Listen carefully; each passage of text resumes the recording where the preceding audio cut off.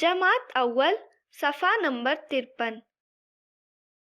अमजद बीमार है।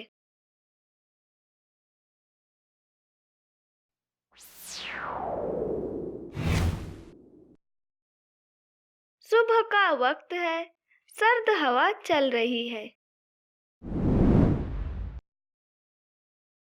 अमजद बीमार है। वो गर्म शाल ओढ़े हुए है।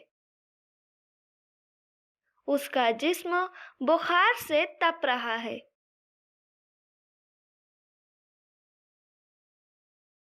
उसके पूरे जिस्म में दर्द है। वो दर्द से बेचैन है।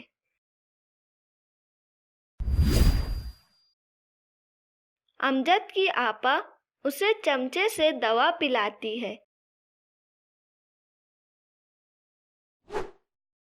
अमजद कहता है, आपा, आज मुझे स्कूल भी तो जाना है।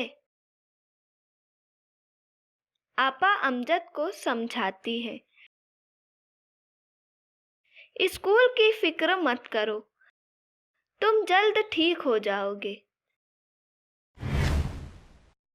ठीक होते ही पढ़ना लिखना शुरू कर देना।